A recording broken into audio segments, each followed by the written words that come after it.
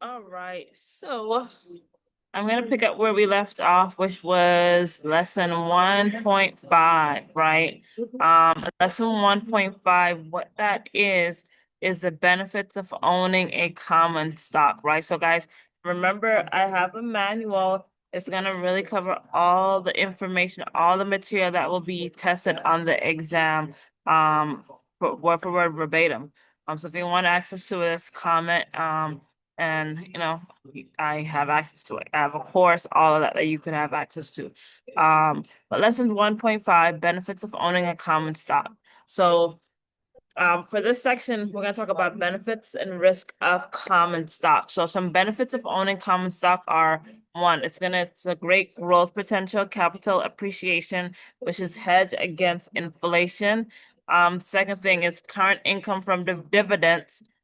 Growth and income has limited liability. You get voting rights, freely transferable shares, information, the right to see the company records. So you have the right to see the company records, right? So these are the benefits of owning a common stock. So now we're going to talk about some risks. Risk of owning common stock. You have one, market value risk. So it has volatility or price changes in the market in general. You have two, it's a business risk. Price changes specifically related to the issuer. You have three, decreased or no income, changes in dividends. You have four, low priority at dissolution, right? So those are the four risks to owning a common stock. So the next thing I'm going to talk about is calculating the number of votes. So there's two types of voting rights that you get when it comes to common stocks, right? You have statutory, which is shareholder gets votes, which equals number of shares per vacancy on board of directors, right? And then you have cumulative. Shareholder gets total number of votes, which equals number of shares times number of vacancies, which is typically better for smaller investors, right? So statutory works well for big investors, and cumulative works well for small investors. So we're going to go into lessons 1.6, which is preferred stock. So we just talked about common. Now we're going to go straight into talking about preferred stock. So when it comes to preferred stock, you may or may not be issued by public corporation. You have senior claim, first in line to receive profits from liquidation, equity security with a fixed date dividend. It's purchased for income, behaves like a debt security, right? Which is typically looking at pricing. The next thing about preferred stockholders are they have the following kind of rights, guys. Dividend rights, sharing of profits at the discretion of the board of directors is not guaranteed. Preferred shareholders must receive dividends before common shareholders. So if profits are small, common shareholders may not get any dividend. It usually is issued quarterly. You get them either in cash or you could get additional stocks, right? Preferred dividends are for a fixed stated amount. It's stated on the issue certificate. And then the second thing about preferred stockholders' rights is they get limited ownership privilege, which means no voting or preemptive rights. So it's not like common stock, right? So we're gonna break down a dividends comparison.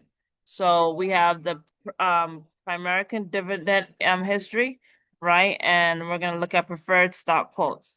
Example number one, a 5% preferred stock with par value of $100 means that stocks will pay $5 in dividends annually, 5% of 100. So $5 of 4 quarters equals $1.25 per quarter per share. So that's what they're getting as a dividend, right? Example number two, a 1% preferred stock with a par value of 100 means that stocks will pay $1 in dividends annually. So 1% of $100. So $1 of 4 quarters equals 25 cents per quarter. So if you got 1,000, 5,000, 10 million, obviously you get paid a little bit more in dividends, right? Because the more money you have in those stock shares. Then we're looking at risk of owning preferred stock. So purchasing power risk, inflation, a fixed dividend income will not produce as much in the future as it does today. Interest rate sensitivity. When interest rates go up, the value of fixed securities like preferred stocks will go down and vice versa. No income, not issuing dividends, priority at dissolution.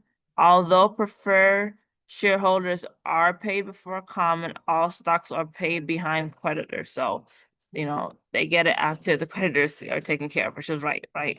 Benefits of owning preferred stock. Fixed income dividends is a benefit. Dividend preference, or prior claim ahead of common stock.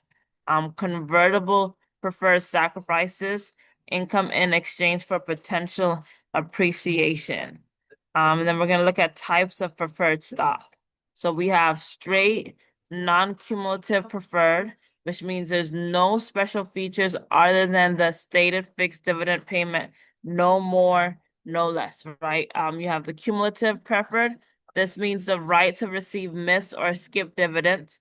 You have the participating preferred, which means they may receive more than the stated dividend if there is excess earnings. You have convertible preferred. It gives investors the right to exchange their preferred stock for common stock at any time. The conversion rate is stated on the certificate. And then you have adjustable rate preferred, which means dividends are tied to an index. This could be a possible hedge against inflation. You have callable preferred. This means can be retired by issuer. Use as interest rates decline. So that's typically, when people are going to use callable preferred. And it's sold cheaper. It's cheaper than regular stock, right?